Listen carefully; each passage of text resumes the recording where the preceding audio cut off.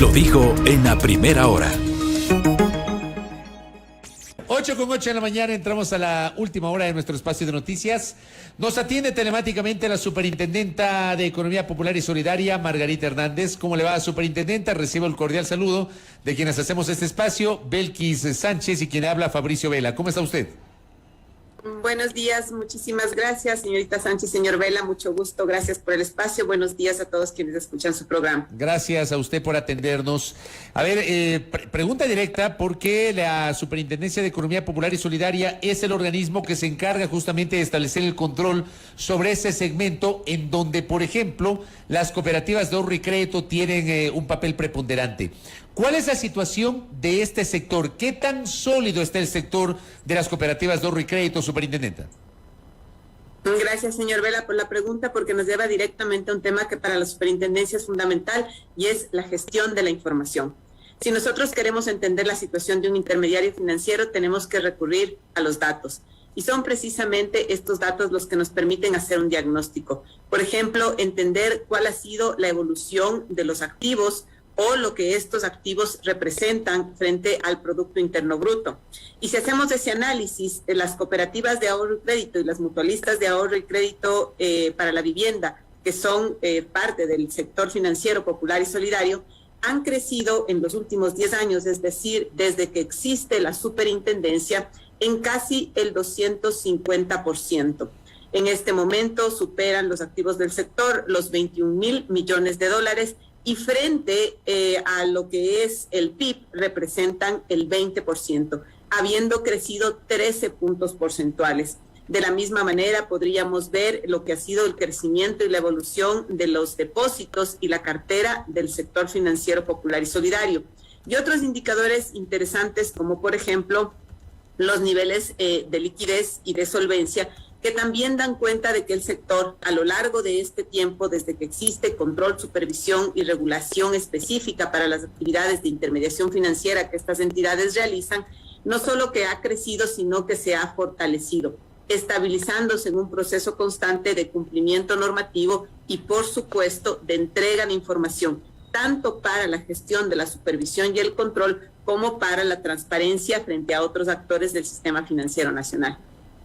Yo quería consultarle, buenos días, ¿qué ha sido determinante justamente para experimentar este crecimiento? Y lo pregunto porque venimos de al menos 2 años complicados en materia económica a propósito de la pandemia por el COVID-19, pero ¿cuáles han sido estos factores determinantes para que se haya registrado este crecimiento del que hace referencia?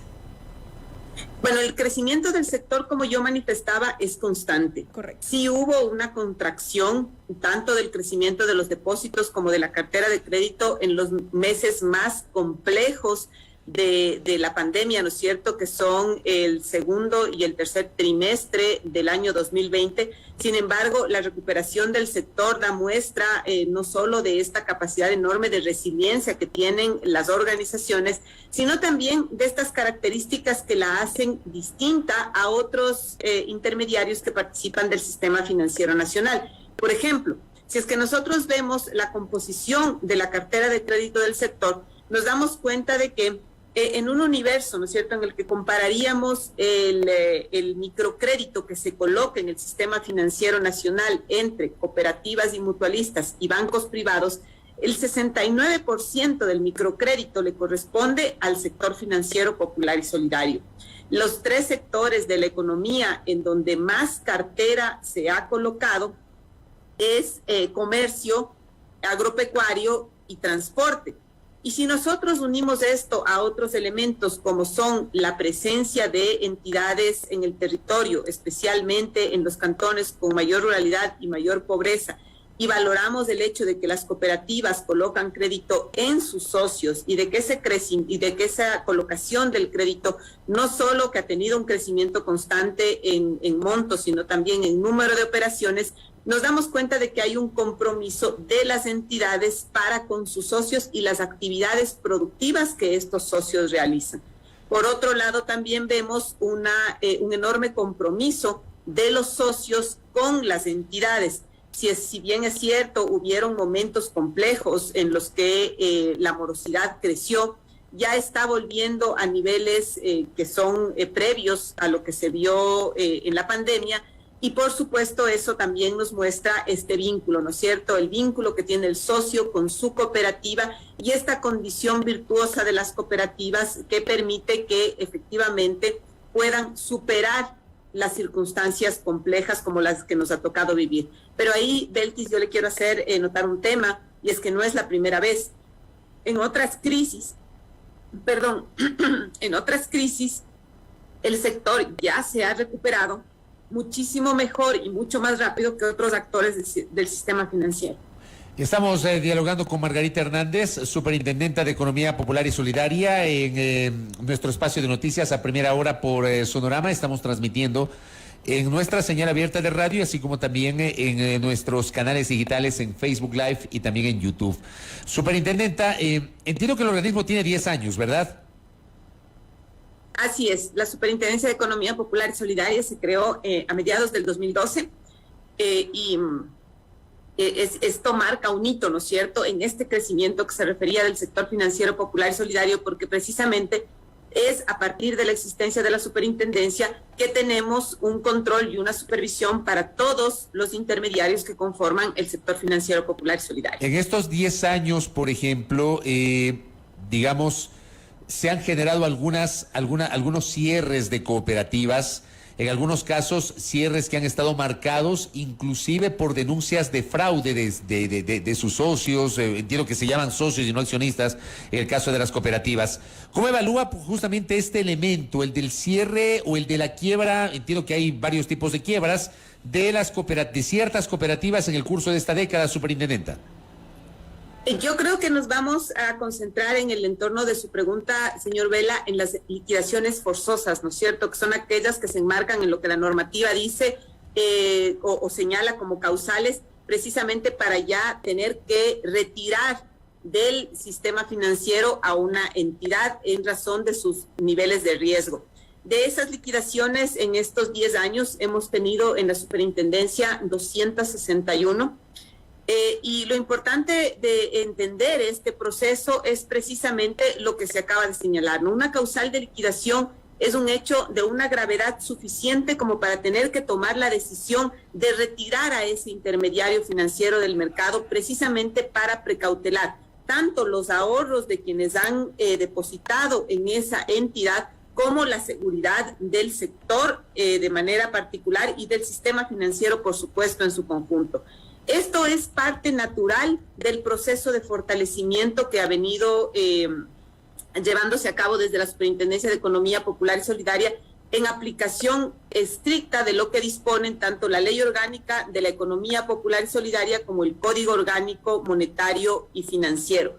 Y este cumplimiento de la normativa y el espíritu de la normativa en sí mismo al establecer causales de liquidación forzosa y darles la gravedad que tienen estas causales es precisamente el que señalábamos, ¿no es cierto?, la protección de los depósitos, que no hay que olvidar que no solo está garantizada en la Ley Orgánica de la Economía Popular y Solidaria, su reglamento y en el Código Orgánico Monetario y Financiero, sino que es mandato constitucional al establecer que el servicio financiero es un servicio de orden público y que debe encaminarse no solo a fortalecer y apalancar la economía y el desarrollo sostenible, sino además a garantizar los depósitos de quienes han entregado sus dineros al sistema financiero. El desarrollo como tal del sector de la economía popular y solidaria en gran medida también se debe o se ha visto respaldado por la norma que lo rige. Yo ahí quiero consultar justamente cómo ha sido a lo largo de estos años la aplicación de la normativa para el desarrollo del sector. Muchísimas gracias por la pregunta, Belkis, porque eso nos permite hablar de dos temas que para la superintendencia son fundamentales. El primero, el crecimiento. Más allá de las cifras, ¿no es cierto?, que veíamos respecto de las liquidaciones forzosas, hay otras que nos muestran que el fortalecimiento desde una perspectiva de crecimiento. En estos 10 años, el sector ha crecido 195% en activos, 222% en depósitos y 158% en cartera de crédito. teniendo saldos que superan en activos los 21.000 millones de dólares, como se dijo, cartera de crédito de más de 14.800 millones de dólares y depósitos por casi 17.000 millones de dólares. Entonces, en esa línea de crecimiento y de gestión, por supuesto, el cumplimiento normativo tiene una importancia que es preponderante, pero no hay que olvidar que este es un sector distinto, que se rige no solo a la normativa legal vigente, sino también a sus propios principios y que por mandato constitucional y legal tiene un tratamiento diferenciado desde la parte regulatoria y de supervisión, precisamente para favorecer el cumplimiento efectivo de esos principios. En esa línea, la Superintendencia de Economía Popular y Solidaria y la instancia reguladora, antes la Junta de Política y Regulación Monetaria y Financiera, y ahora las Juntas de Política y Regulación Monetaria por un lado y Financiera por otro, se preocupan por estructurar un marco técnico normativo que apalanque las actividades del sector. Básicamente se han dictado ya normas de solvencia y prudencia financiera, normas de control y supervisión, cuyo resultado son los indicadores y el crecimiento que hemos visto en el sector, un crecimiento, insisto, sostenido, pero también estable. Y hemos visto además la necesidad, a propósito de la coyuntura, de regular o modificar un poco, ¿no es cierto?, la regulación para que el impacto de la crisis no sea tan duro. Y en esa línea tenemos ajustes y emisión de normas relacionadas con solvencia, patrimonio técnico, activos y contingentes ponderados por riesgo, gestión de riesgo de crédito, constitución de provisiones sobre activos de riesgo, las propias de la crisis, ¿no es cierto?, los diferimientos extraordinarios, y de la misma manera se ha favorecido procesos para el crecimiento y en razón del crecimiento, como la norma de puntos de atención, las de procesos de fusión ordinaria y extraordinaria, la de convenios de asociación para generar mejores capacidades en las entidades, y otras que están ya encaminadas a fortalecer las capacidades del sector para temas específicos como la inclusión financiera y la educación financiera, como la norma de principios y lineamientos de educación financiera y la norma de cuenta básica, por ejemplo. Superintendenta, tenemos un par de inquietudes que hace nuestra audiencia a propósito de este diálogo con usted. Le voy a trasladar una pregunta que nos acaba de llegar a nuestro chat de WhatsApp de Sonorama. Nos escribe Henry Maldonado desde Loja y nos pide que le preguntemos el por qué, pregunta textual, el por qué no se da respuesta a usuarios de la superintendencia en pedidos de conformación de asociaciones, ingreso y salida de socios de las asociaciones de la economía popular y solidaria, superintendenta. Esa es la pregunta que nos hace. Yo quisiera invitarle a la persona que consulta, y es parte de lo que queríamos comentar hoy, ¿no es cierto?, a que revise por favor nuestra nueva página web. Hemos hecho para permitirnos no solo aprovechar el enorme impulso que las capacidades y los servicios tecnológicos han tenido a propósito de la pandemia, sino también para poder llegar 24 horas al día, 7 días a la semana, los 365 días del año a nuestros usuarios. Hemos puesto en nuestra página web a disposición de todos los usuarios, socios de las organizaciones y sus administradores, los servicios en línea de ingreso y salida de socios y registro de administradores y directivos. Esos dos servicios están 100% en línea, se hacen con las claves que han sido entregadas a los administradores. Si es que existe cualquier problema relacionado con las claves, se trata directamente por todos los canales que tenemos para atención al ciudadano, que son un chat en línea, el servicio telefónico, tenemos un correo electrónico para poder servir a los ciudadanos de la misma manera. Y si es que hubiera casos específicos que necesitan algún análisis particular, entonces agendamos citas tanto de manera presencial como de manera virtual para poder atender estos casos y atender las necesidades de los ciudadanos, y esas citas también se agendan directamente desde la página web. Acá tengo otra pregunta puntual. Me escriben desde el Carchi, Tierra Linda. Saludamos a la audiencia que allá nos escucha a través de 106.1 FM Estéreo. Nos pide que le preguntemos ¿por qué votaron 44 representantes, incluidos los consejos de administración salientes en la cooperativa de ahorro y crédito Pablo Muñoz Vega de la ciudad de Tulcán, cuando deberían únicamente votar 32? está presentada una denuncia, ya lo conoce, por ejemplo, el asambleísta Pedro Velasco, que representa la provincia de Carchi. No sé si usted tiene conocimiento de este caso puntual de esta cooperativa de ahorro y crédito Pablo Muñoz Vega de la ciudad de Tulcán, superintendenta. Señor Vela, creo que es obvio por qué no es posible discutir casos puntuales de organizaciones, claro, por supuesto, por eso en le he un programa en vivo. Claro. Creo que no viene el caso ¿cómo podría pronunciarse sobre el tema. ¿Cómo podría ser el oyente si es para...? que, como dice el señor, está el tema en una denuncia, ¿no es cierto? Denuncia que, si yo entiendo bien, estaría presentada en la superintendencia, lo que implicaría que cualquier pronunciamiento podría adelantar el resultado de esa denuncia, lo cual no solo está prohibido en la normativa, sino que es inadecuado desde todo punto de vista. Correcto. Ahí, por ejemplo, ¿cómo podría ser, digamos, las personas interesadas para denunciar? Porque entiendo que la superintendencia ha implementado nuevos canales digitales en su página web. ¿Cómo opera justamente aquello, superintendente? ¿Cómo son los procesos? Claro que sí. A ver, todos los procesos que nosotros tenemos se rigen a la normativa legal vigente y al amparo del Código Orgánico Administrativo. La superintendencia sustancia tanto quejas como denuncias. Para facilidad de los ciudadanos, hemos puesto en nuestra página web tanto una ventanilla digital de recepción documental como los formularios que permiten que de manera mucho más simplificada e íntegra se presenten estas denuncias. Y también los reclamos. Los temas sobre los que nosotros tratamos, las denuncias y los reclamos, están obviamente en el ámbito de nuestra competencia, que es el ámbito administrativo de control y supervisión de los sectores que conforman la economía popular y solidaria, y se atienden dentro de los plazos, respetando todas las etapas que están dispuestas en la normativa legal vigente para el efecto. Además, nosotros tenemos en nuestra página web un catálogo de servicios, tanto para el sector financiero popular y solidario como para la economía popular y solidaria, y ahí se encuentran no solo explicados de manera puntual los trámites, lo que significan y cuál es el proceso, sino que además constan los formularios para realizar estas acciones en el organismo de control. Acá le he trasladado otra pregunta de Javier Hidalgo.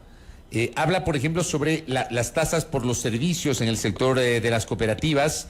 Dice que ha refinanciado un crédito, pero le cobran $25 mensuales por el refinanciamiento de un capital restante de 4.800. Pregunta si es legal este tipo de valores o cómo se fija en el sector de la economía popular y solidaria esas tasas, superintendenta. Existen servicios tarifados y servicios no tarifados.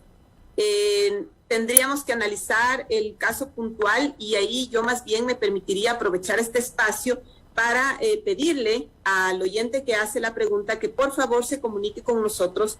Estos canales que yo refería hace un momento también tienen espacios específicos en los que se hace acompañamiento a los ciudadanos para poder entender cuál es su problema, si es que efectivamente existe alguna inconformidad que le lleve a hacer o a ver la necesidad de presentar una denuncia o un reclamo, se le orienta para que la presente de manera adecuada e íntegra con los formularios correspondientes y se trata ya como debe tratarse dentro del organismo de control. Sin embargo, muchas veces lo que sucede es que no hay claridad respecto de la información que se está recibiendo y hay ciertos rubros que sí están explicados o justificados, pero que no han sido debidamente visibilizados por el usuario del crédito. Sin embargo, estamos a las órdenes para ayudarle a revisar y si es que hubiera alguna inconformidad que deba ser trasladada a la entidad como reclamo o que se deba ser conocida por el organismo de control como denuncia, estamos a las órdenes. Correcto, superintendenta Hernández, gracias por el tiempo y por haber atendido esta invitación, muy amable.